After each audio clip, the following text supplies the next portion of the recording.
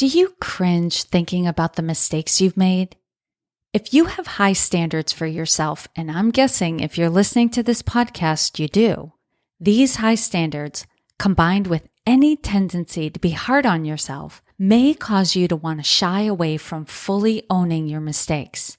It may be a knee-jerk reaction to want to move on quickly, pretending the mistake didn't happen. But as a leader, the best course of action is to own your mistake and learn from it. Not only is it good for you as a leader, it's good for the morale and performance of your team. This episode covers how to own your mistakes in a way that allows you and your team to grow in experience and in trust. If you are new to the Women Taking the Lead podcast, hello and welcome. I'm Jody Flynn. I'm a leadership development consultant, speaker, and author. I am the current president of the board for the Maine Women's Conference, and I have the privilege and joy to work with women leaders to hone the skills and the mindset that allow them to grow into and then thrive in senior leadership. My specialization is working with women who are still stabilizing after their last promotion and those who want to be ready for the next one. It is my belief that for more women to hold positions of senior leadership, there are changes at the individual and organizational level that need to occur. Not only do women need to be trained and coached on how to operate at these levels of leadership, organizations need to change their paradigm of how the work gets done and what supports are in place for leaders to do their job. If we are not already connected on LinkedIn, please send me an invitation to connect. You can find me directly at linkedin.com/in/Jody Flynn, or you can search for Jody Flynn on the platform. I'm very active on LinkedIn, so I should be at or near the top of the search results. You'll see the follow button is prominent on my profile, but if you click on the more button to the right, you'll find the option to connect. Click on that and be sure to add a note to the invitation letting me know you're a listener of the podcast. I would love to connect with you and get to know you better.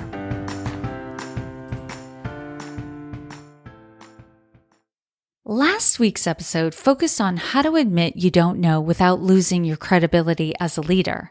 This week's episode is covering owning your mistakes. These topics might be difficult to contemplate, but they are important. Today, we'll delve into this topic, and I promise in the episodes to come, while being no less important, might not feel as uncomfortable or personal to consider. Being a leader is a very public position. You might not always be conscious of it, but you are always assessing your performance, and others are doing the same, whether they are always aware of it. This can create a lot of pressure for you to always get things right.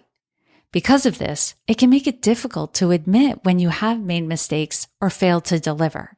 Yet making mistakes or failing is common. I'm going to say that again. Making mistakes or failing is common. No one is immune to it. Also, part of your role as a leader is to hold your team accountable and address their mistakes when they happen. This is part of the reason why it's so important for you to hold yourself accountable when you are mistaken or fail in some capacity. Ignoring your own mistakes can undermine team morale. Also, if you are in a company that values creativity, innovation, or experimentation, having space for mistakes is required to foster those things. If you are a leader in such an organization, you need to demonstrate that mistakes are okay and not to be hidden or glossed over. Regardless of your company culture, how you deal with your mistakes and failures make all the difference between gaining respect or losing it. I recently shared an article on LinkedIn that had the 5 top tips to get yourself on the path to the C-suite. Near the top of this list is owning your mistakes. That's how important this is. It is required to up-level as a leader. Owning your mistakes means taking full responsibility for anything you did or did not do that led to an error. It also means refraining from looking around for someone or something to blame. Now, we are human, There may be a moment or two after you realize you made a mistake where your mind will automatically try to make sense of the mistake. Instantly your mind is looking for an answer to the questions, what happened and how did this happen? And your ego may try to get involved, right? Your ego, we all have one, will try to protect itself by frantically searching for someone or something to cast blame upon to alleviate any embarrassment or damage to your reputation, right? It thinks that if it blames somebody else, that it will save itself. Don't beat yourself up if this happens. You are processing the information. However, you want to quickly redirect your mind to work on seeing where you contributed to the mistake. If and when you realize you did indeed make a mistake, I'm breaking it down for you what to do next. But before we go there, let me ask you, do you know what your needs are as a leader? A little break here for me to check in on your leadership development. Knowing what you need as a leader is the first step to becoming more confident and competent in your leadership. I developed the Leadership Operating System Inventory for women like you. This holistic self-assessment allows you to assess your effectiveness in leading others, leading yourself, your ability to influence, your ability to manage your energy, and your communication skills.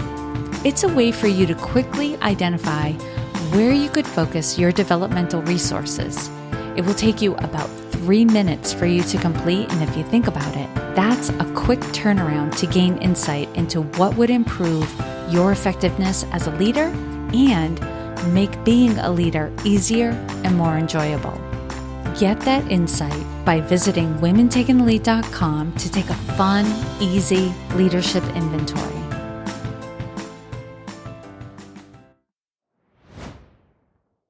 The first step in the process of owning your mistakes is to reflect on what caused the mistake. Part of rebuilding trust is conveying that you have taken the time to reflect. You have examined the facts and identified some factors that led to your making a mistake. This isn't about making excuses. Facts can be used as excuses when we're trying to shake off any responsibility. If you are truly owning your responsibility, then this is about discerning what caused you to make the mistake. And when you know that, you can make sure those conditions don't contribute to future mistakes. So for example, on a day when you were rushing from meeting to meeting to meeting, you may have forwarded an email to the wrong person, been terse with a team member who was trying to ask you a question, or been late to one of those meetings and stalled the meeting start time. Now you know. Having meetings stacked on top of each other is bad for business. Going forward, you can set boundaries around these meetings. It may mean communicating to meeting facilitators ahead of time that you need to leave a meeting early to go to another meeting. You could let your team know you'll be unavailable for most of the day or the entire day. Can you decline 1 or 2 of these meetings? If not, could you send one of your team members to represent you for a certain meeting so your schedule isn't overloaded? This could also be a great opportunity to pull your team in to be part of the solution.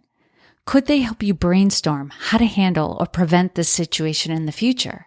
When your team is part of the solution, they experience having more agency at work. Once you discern what caused the problem, come up with 1 or more solutions, or maybe your team has helped you brainstorm the solutions, and then communicate the solution when and if you need to apologize. If others were impacted directly or indirectly by your mistakes, a sincere apology goes a long way, and it's a big part of owning the mistake.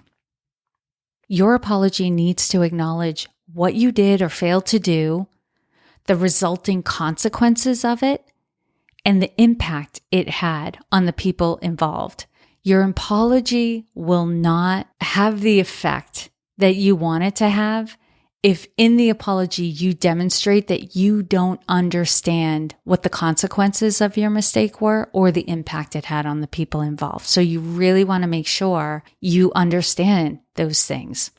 It may take thinking about the situation from other people's perspectives. Our own perspective has blind spots, so if you're unsure of the fallout, consider asking others if and how they were impacted by the mistake, right? This is a great opportunity to learn and to grow.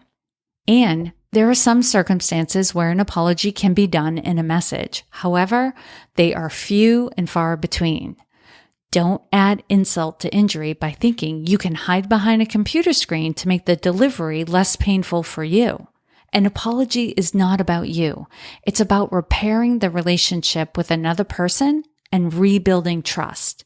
When in doubt, apologize in person, via video conference, or over the phone, whatever you have available to make the experience more personal. Lastly, apply what you've learned. Walk your talk as a leader. This is absolutely the way to rebuild trust. All the conversations and the reflection and the coming up with solutions is just the start of it. Those conversations release the pressure valves on any tension that might have come about as a consequence of the mistake. How you behave going forward will continue to cultivate trust, or it will undermine all your efforts. To err is human, to own the error, and to learn from it is divine.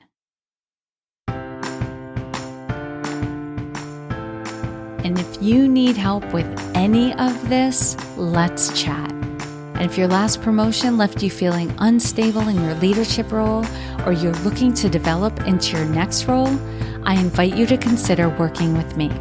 I would love to support you through the transition, help you get your bearings, and feeling confident in your leadership once again.